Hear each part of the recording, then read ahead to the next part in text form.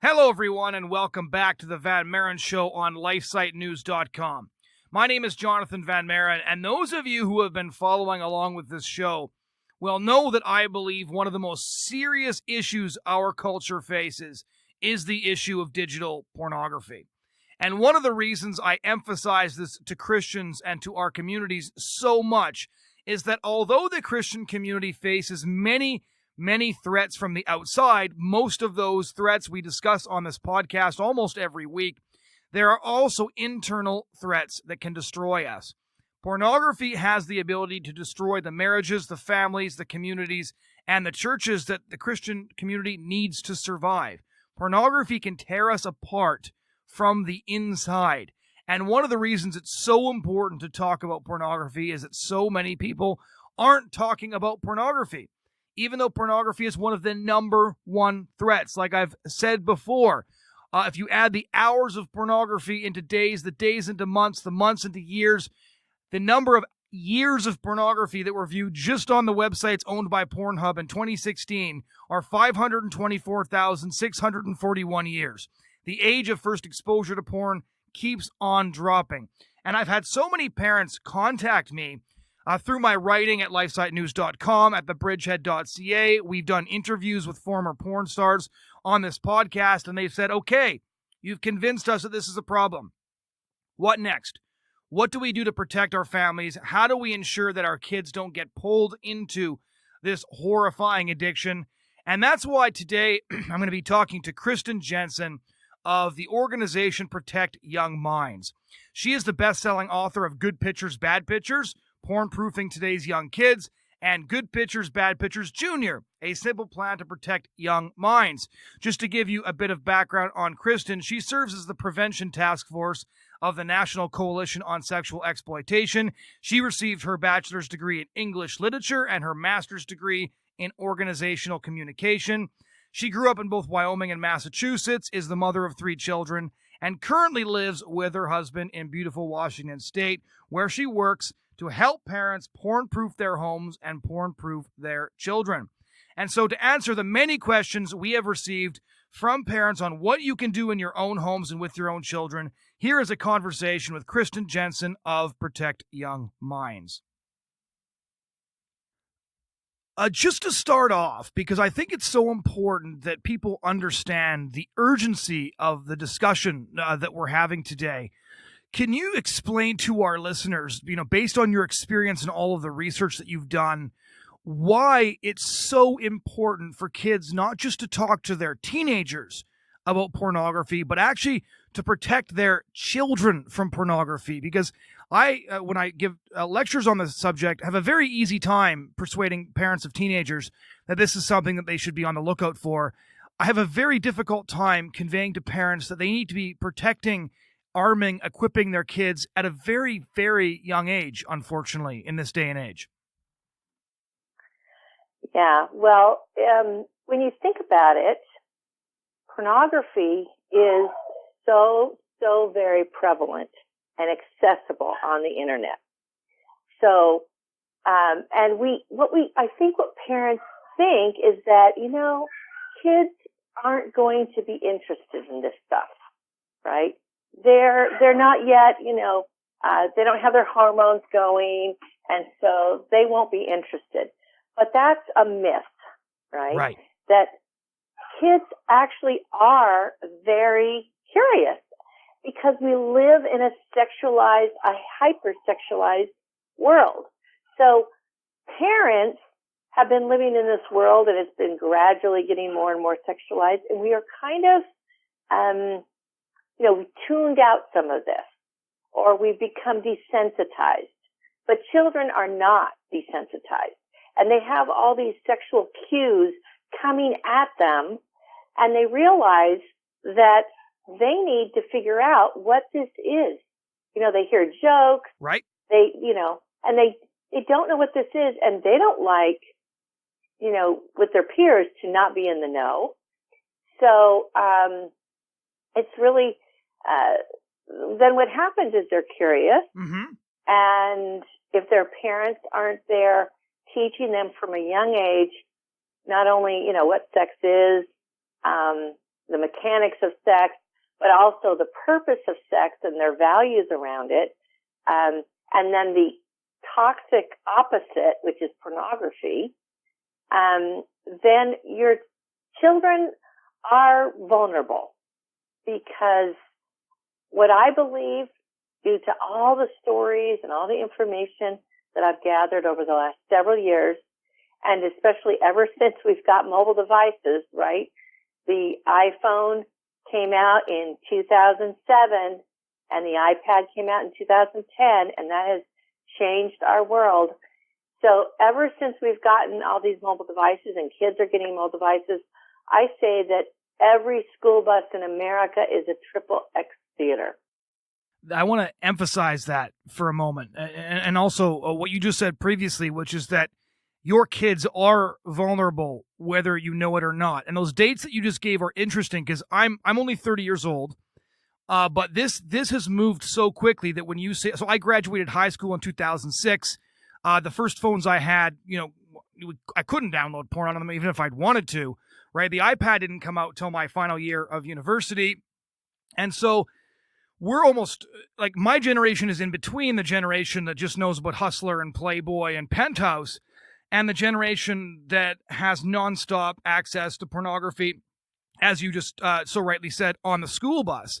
And just since I started giving lectures on this topic, the age of average first exposure to pornography has dropped from age 11 to age 9. And so with those facts in mind, what are some of the things your research has highlighted about the impact of pornography on these kids that we're talking about? And they are kids, not teens. Right. Yeah. Well, we know that 11% of boys and 8% of girls have seen pornography before they were 10 years old. Now I think all of this data is old data, right? It's hard to keep it up to date. 58% of boys and 38% of girls have seen it by age 14. Now, here's the kicker. 10% of visitors to porn video sites, like Pornhub, are younger than 10 years old. Wow. And if you look at the group of kids that are 18 and under, that number goes up to 22%. So children under the age of 10 account for 22% of the young people under age 18 who are viewing porn online. So when you see that children are going to porn sites, they are seeking out porn under the age of 10, we've got a problem, because any kind of thing that we document is probably just the tip of the iceberg. So it's so important for parents to realize that they are living in a completely different world anytime. So I get asked this a lot, like, what's the right age to begin warning children and talking to them about pornography? And I say, along with many other experts, that it's as soon as your child has any access to the internet. Think about it. As soon as your child can walk and get out the door and run out into the street, you're teaching them, don't run out into the street. You're teaching them safety rules.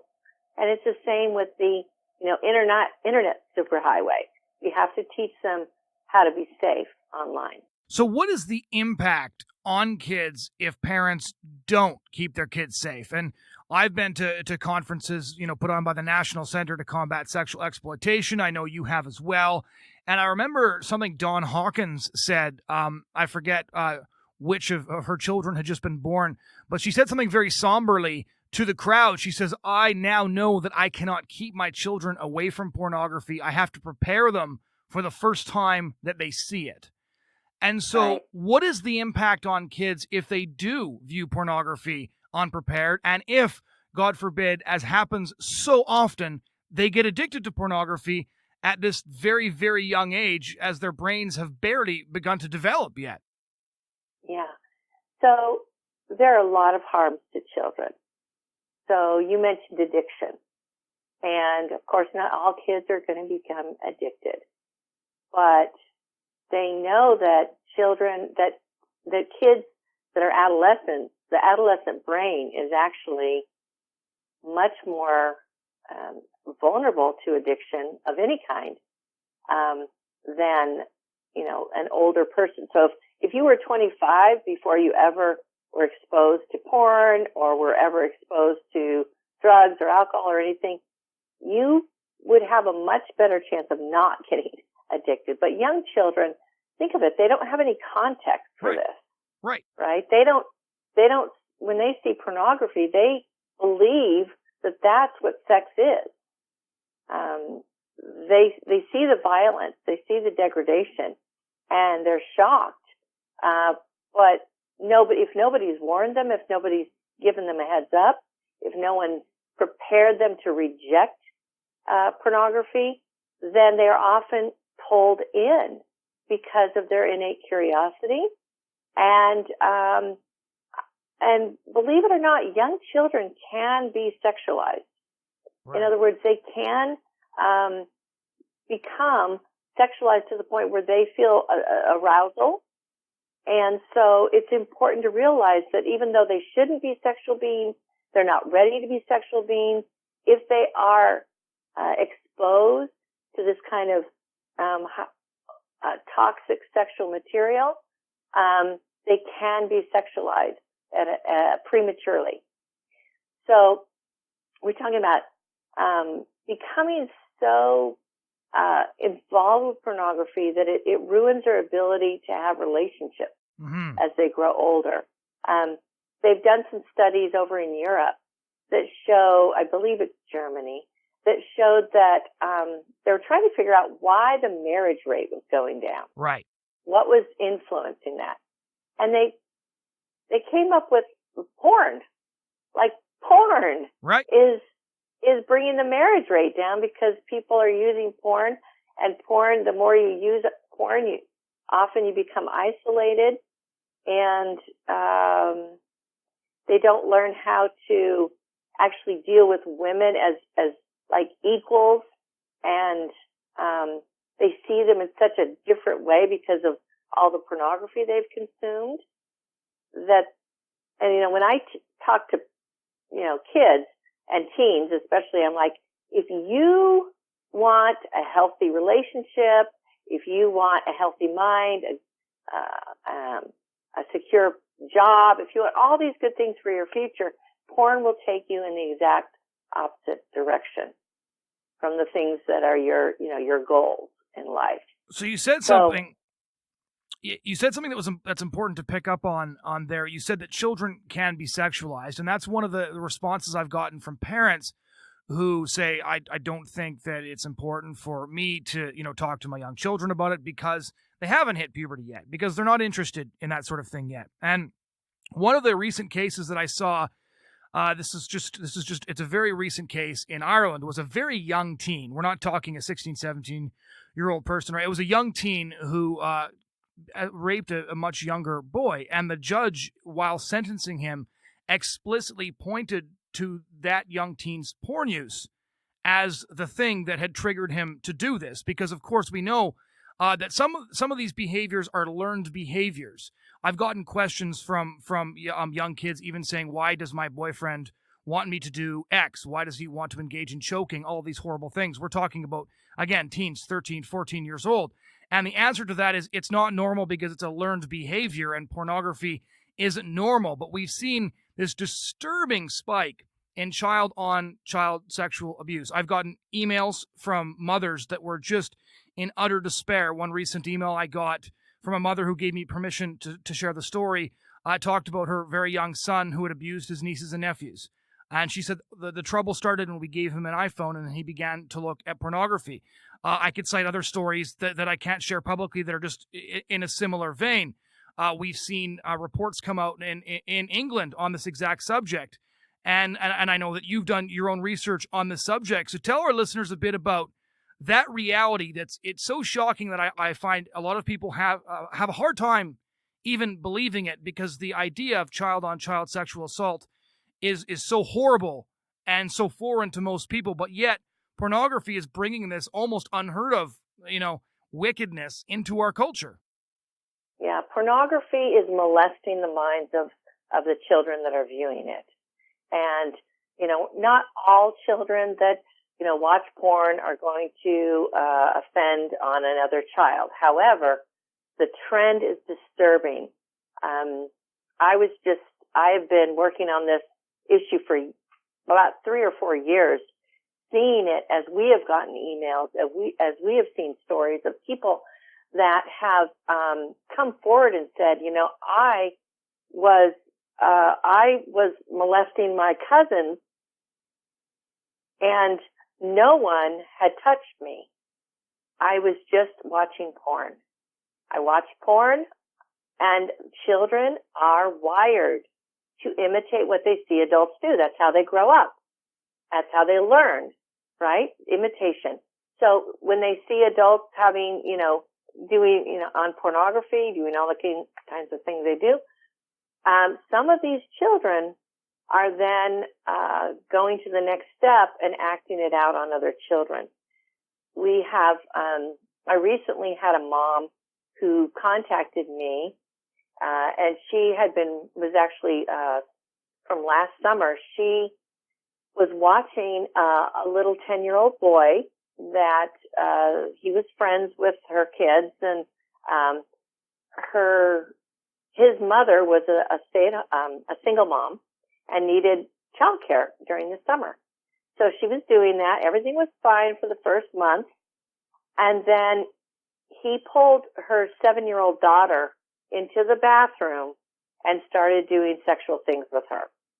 And when this little girl's mother, the babysitter, basically went to the 10-year-old boy's mother and said, this happened, the mother broke down and admitted that 3 weeks prior, she had found all, porn of every kind on this boy's iPad. So 3 weeks from the time that he started watching porn, he started acting out sexually on another vulnerable younger child. Just trying to essentially emulate what he saw. Sure. And you know what? They're all victims. I don't look at this 10-year-old boy as a monster. No. Or a bad kid. He is simply doing what his mind is programmed to do.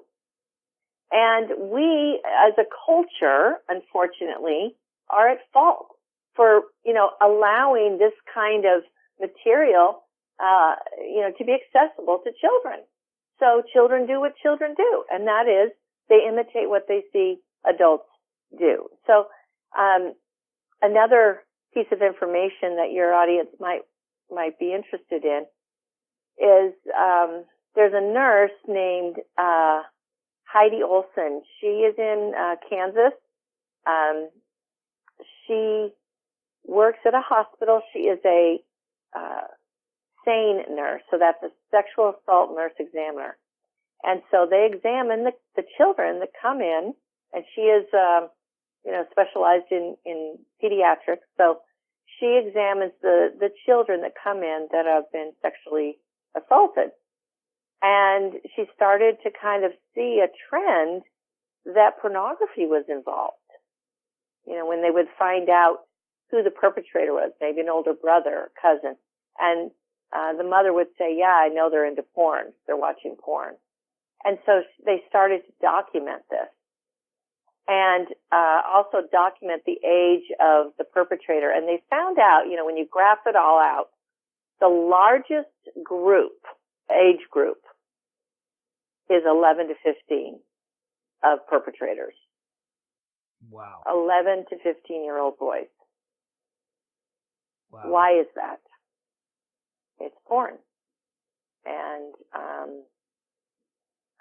so we have to, realize that when protecting your children from pornography helps not only protect them from, their own issues like addiction, and relationship issues and just objectifying people, and being distracted from the other goals that they should be pursuing. But it can lead to some of them acting out on other children with harmful sexual behavior. But So you made an important point a minute ago when you said that these children aren't monsters. And in fact, they're victims of the culture in the same way that the victims are in many ways. And one of the things that I found interesting, and I've said this to parents and to audiences, is look, these children didn't choose to grow up in this era. They didn't choose to live in an era of nonstop 24/7 digital porn. You mentioned the percentage of Pornhub viewers that are kids. And in 2016 alone, over 500,000 years worth of pornography were viewed on Pornhub alone, which is just an absolutely staggering number. And one of the things I really want anybody listening to understand is that these children did not choose to grow up in a culture where access to pornography is everywhere, but parents are choosing to give them that access, whether they know it or not. yes, and even if parents are very careful with that access, I think it helps. But kids can get access through their friends, through libraries, through, other means. And so while it's very important to reduce access as much as possible, to use filters, accountability software, parental controls, you also need to realize, the extent of the protection, right, they're not fully protected. They have to have an internal filter. They need to be persuaded that, these things are dangerous and they may be alluring. You may be, very curious, but they're dangerous. And parents need to, then set themselves up as the experts on, questions about sex, questions about, for example, children will go to school. They'll hear a phrase. They won't know what it means, or a word, a slang word. They won't know what it means. So they'll do what, we see, what they see us doing, and that is Googling it, right? Or looking it up, or asking their phone. And they do the same thing, and then they get into trouble. So you need to teach them.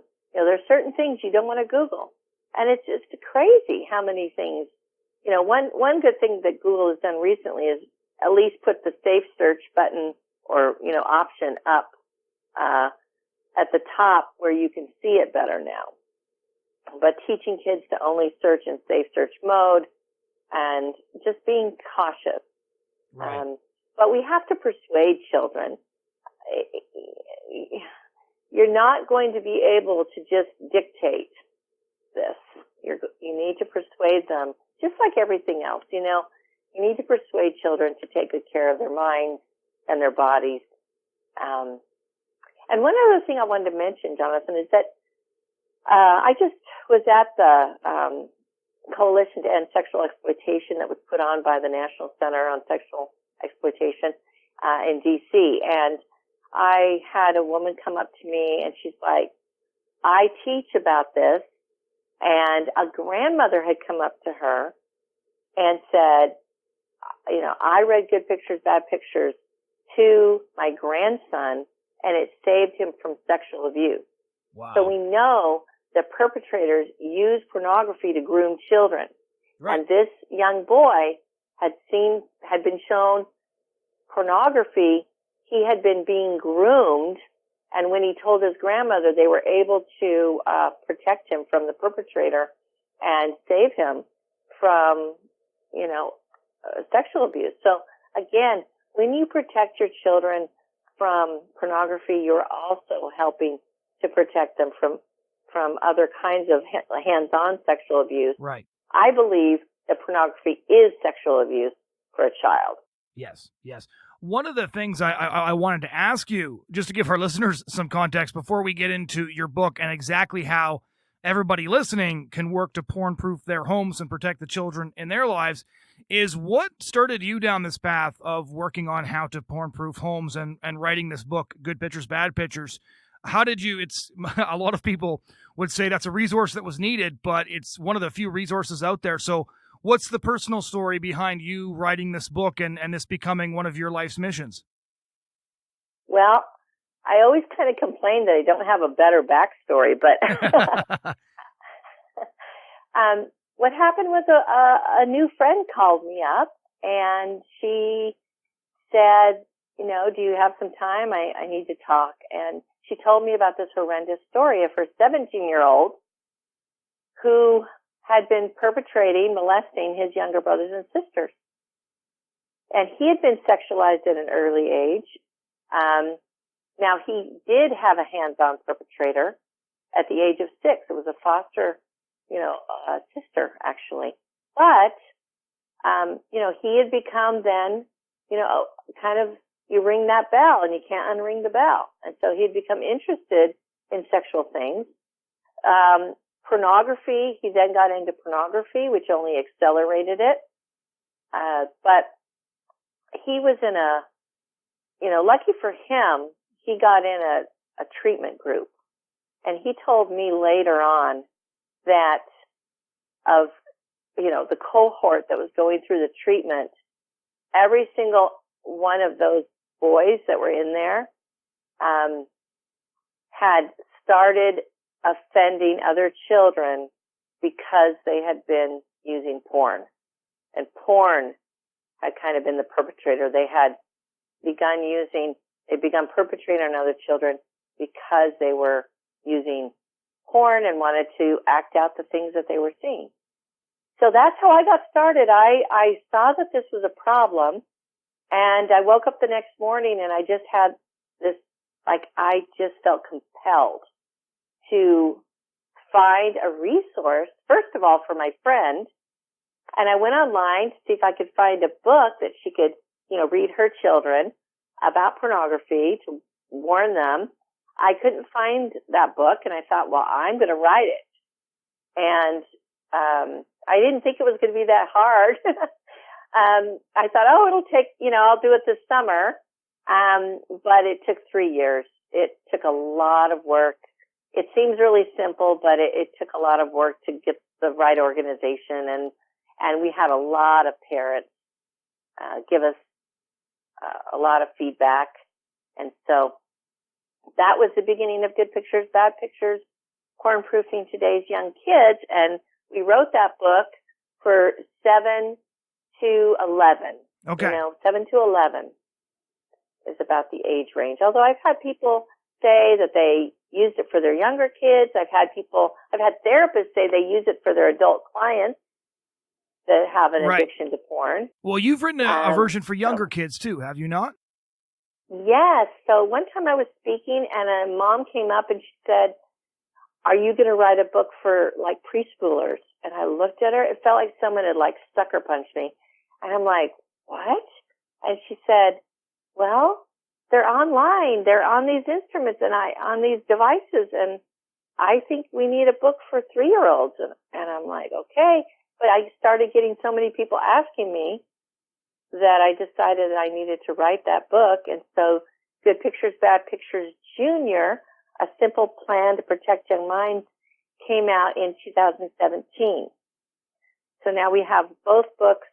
And a lot of people use that even for kids up to 8. It's like a very easy, gentle way to get into it. And then the other book goes more into the brain science of addiction, but, at a level that even a 7-year-old can understand. So, but both books accomplish 3 main goals. Okay. So the first goal is just to give kids a simple age-appropriate definition. Not the whole enchilada, right? Not the whole horrible thing. Right, the stuff we're discussing. Yeah. We're not going to give them, what porn really is. We're going to just start with, basically, it's a definition of nudity. So pornography is pictures of people with little or no clothing on that focus on the private parts of the body that we keep covered with a swimsuit. And that's the the definition that we basically use. In Good Pictures, Bad Pictures, the older ones, the older kids, we go in and we talk about how,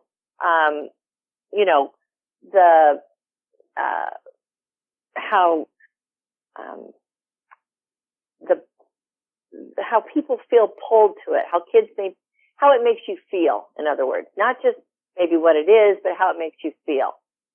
But basically kids just need enough information so that they can recognize it. Because let me tell you, if kids are online and they're seeing nudity, more than likely they're not looking at a picture of the Sistine Chapel or the David, right? Right. And so more than likely it is pornography or some kind of very hypersexualized image or video. Now, if they do come across or you do take them to a museum, right, and you see something that you would consider art and not pornography, then, that's another discussion that you can have. And that's another layered on discussion. But it's difficult to be nuanced with young children. You just got to give them kind of a simple definition. But we do have on Protect Young Minds, we do have an article called Art versus Porn, and it gives you some talking points and some explanation of how to explain the difference between art that has some nudity and pornography. So that's the first thing. Right. That's the first part, is the definition. The second is a warning of how it can be harmful to you. And the third is a plan. So kids need to know a definition, a warning that it's harmful and how it can be harmful, and number 3, a plan, what to do when they see it. So let's start at the beginning. There's going to be some parents that are listening to this right now who are just going to feel overwhelmed, and they're going to say, okay, I have a bunch of young kids, and I know a lot of people with young kids listen to this podcast, and they're going to say, where do I start? So I order the book, Good Pictures, Bad Pictures, and where can that be ordered? A moment? So you can get that on Amazon. You can go to protectyoungminds.org to find out more about it as well. I wrote these books to be a script. Right. A script that a parent can use that's been tested, that's been vetted, and so it's very easy, comfortable, simple. Kids love these books. They like to feel empowered. They like to feel like you're trusting them with important information.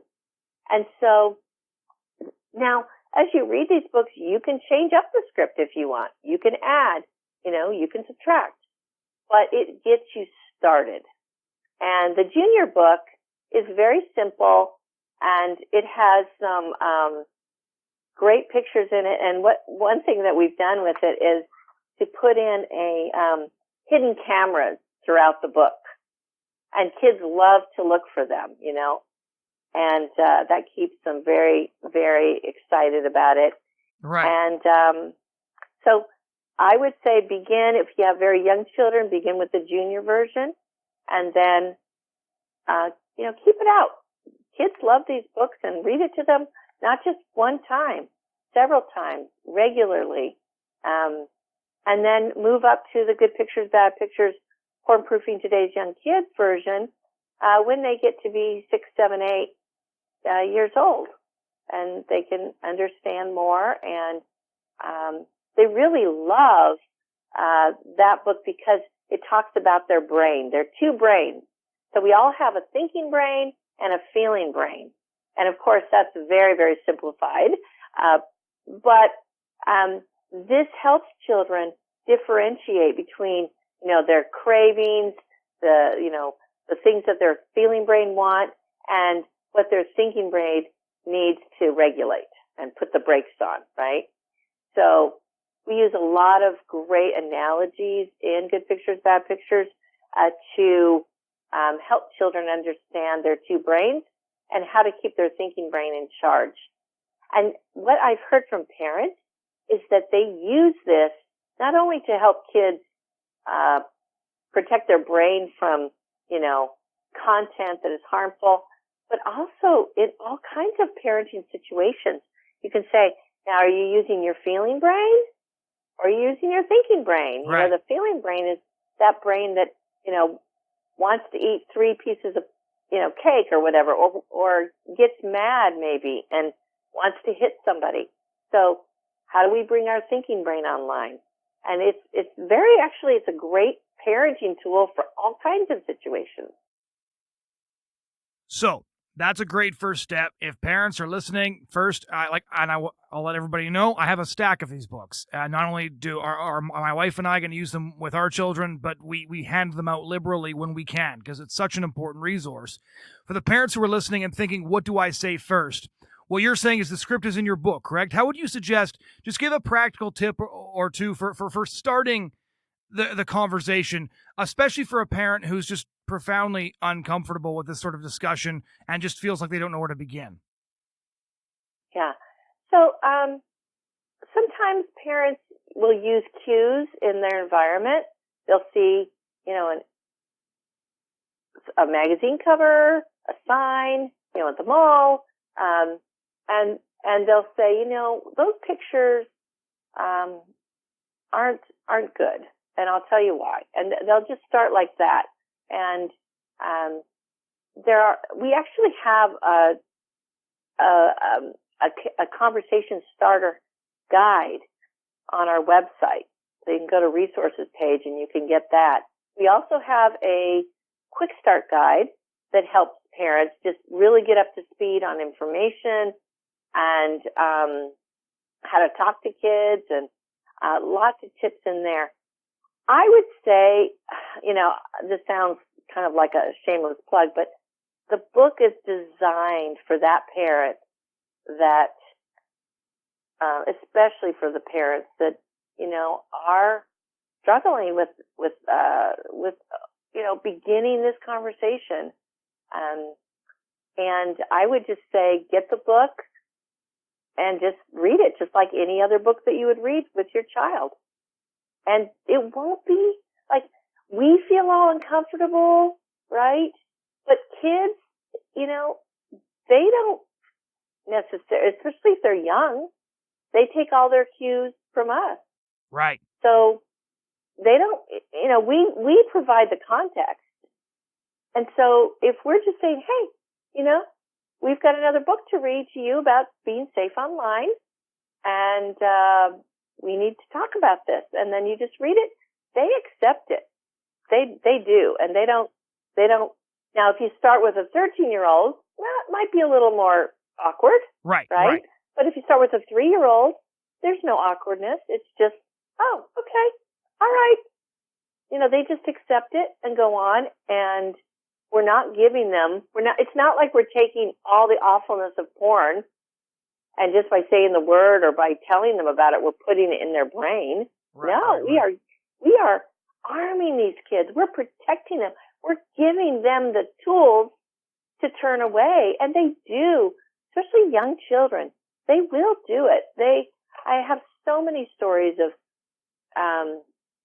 parents who taught their kids, then their kids were exposed, and they knew what to do. One 9-year-old boy, his mom read him good pictures, bad pictures. A few days later at school, he was shown pornography by a fellow student. And he came home and he said, Mom, I was scared, but I knew what to do. And I love that story because it shows that children, they need our help, right? They can't face this alone. And we don't have a crystal ball, right? We don't know exactly when they'll be exposed to pornography. So I say hashtag sooner is safer. Yes, yeah. Hashtag sooner is safer. So what age specifically should people start talking to their kids about porn? Well, it's at the age that they have any access to the internet. And what age is that, considering the fact that they might have access from friends or on the playground or you name it? Yeah. So I don't know. I start from a very young age. I've had parents read the junior book to 2.5-year-olds.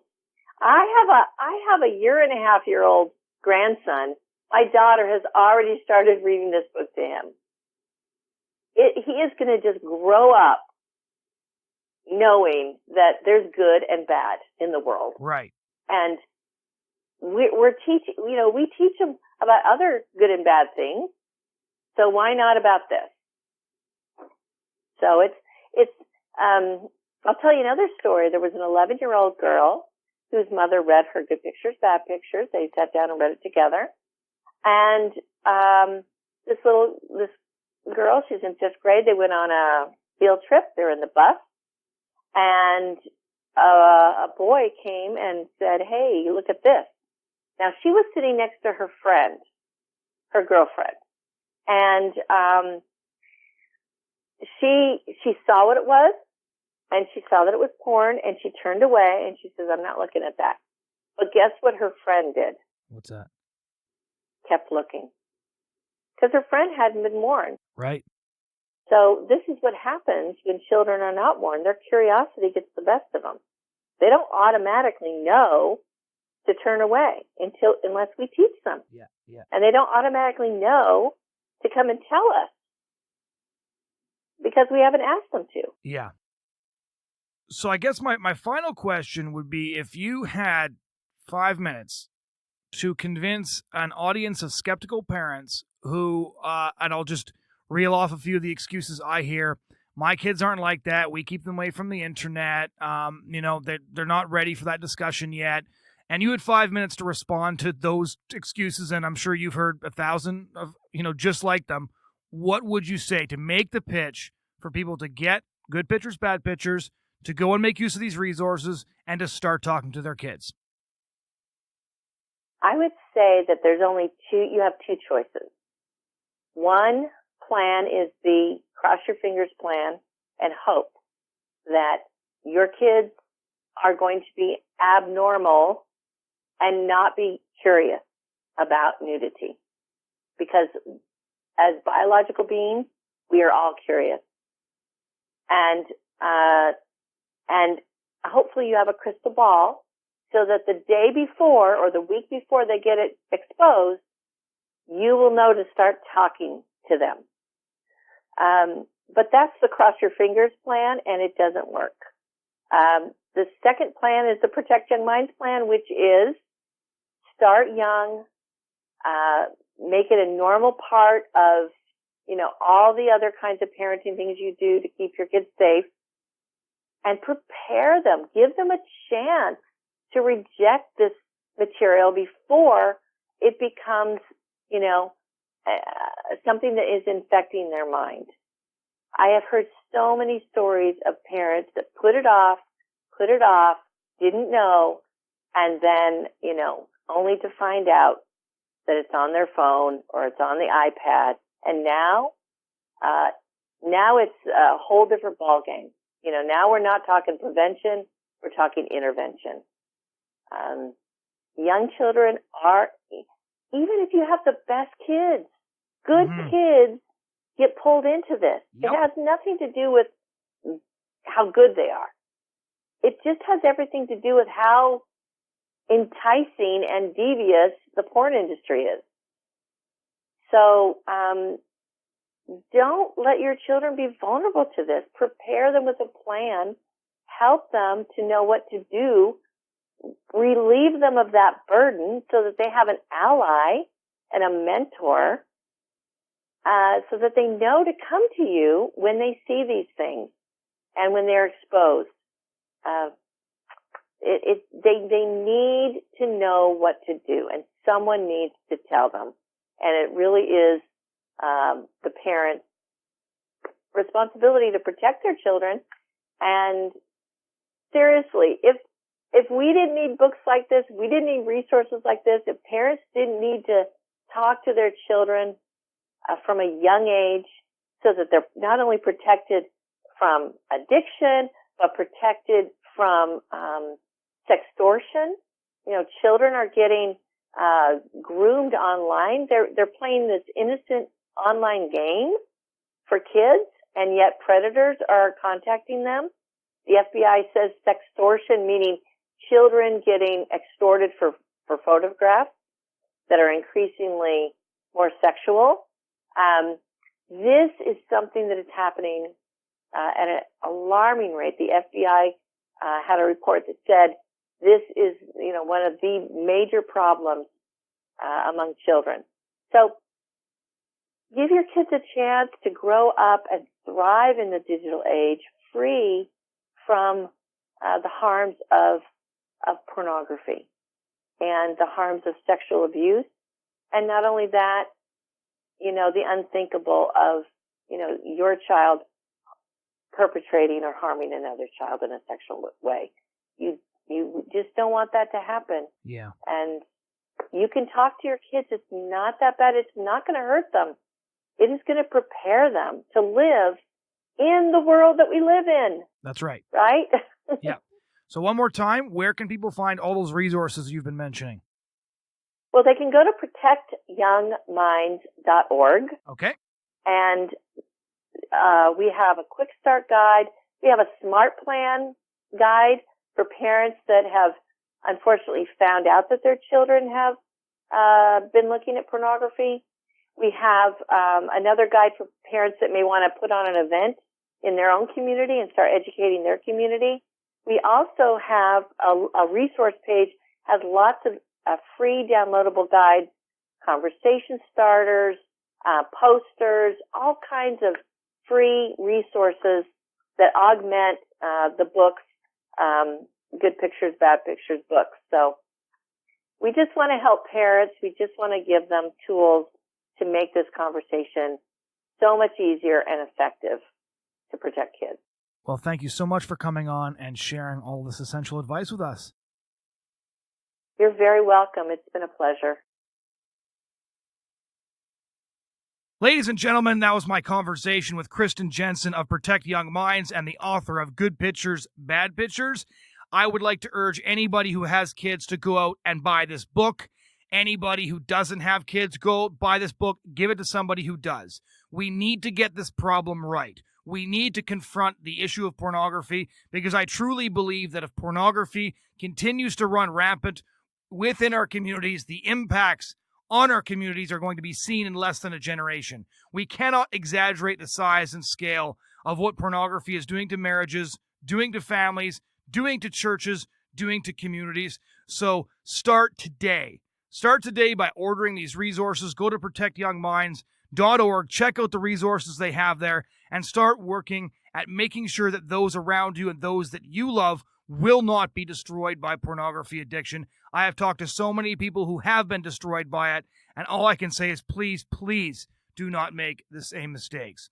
If you'd like to check out other articles on the most important cultural issues of the day, head over to lifesitenews.com, where you can also check out previous episodes of this podcast. Thank you so much for listening this week, and we do hope you'll join us again next week.